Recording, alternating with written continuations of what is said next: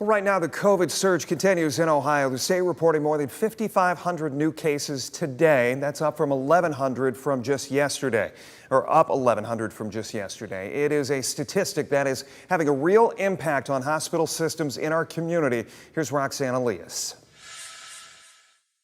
My fellow Ohioans, we have not faced an enemy like we are facing today in 102 years. March 22nd, 2020, Ohio Governor Mike DeWine announces an order for all Ohioans to stay home. The goal is to flatten the curve, slow the spread of COVID-19, and lessen the stress on hospitals. It seems like all that pressure that was building up has finally boiled over. More than a year later, the virus is still here. Now hospitals in Northwest Ohio and Southeast Michigan are feeling the strain. Not only are our emergency rooms very busy, but our inpatient units are very busy too.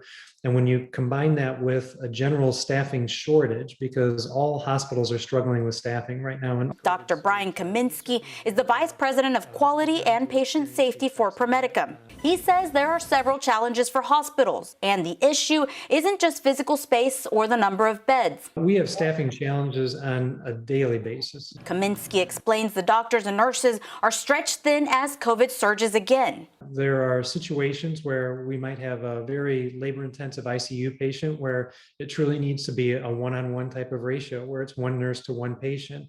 And then in those lower acuity areas, and even in some of our rehab areas, those ratios can decrease to 1 in 3 and 1 in 5. Which means bringing in outside help from nurses when needed.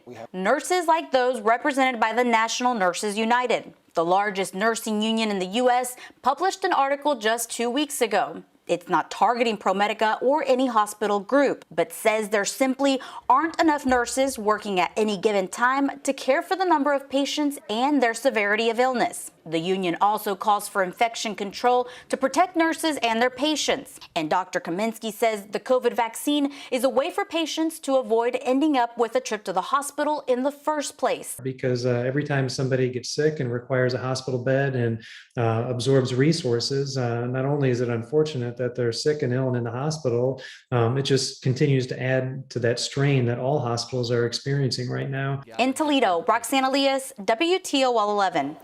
Now, the union also wants to make it clear they say there is no nursing shortage. Instead, the group says the issue is a shortage of nurses willing to risk their licenses or the safety of their patients by working under what they call unsafe conditions.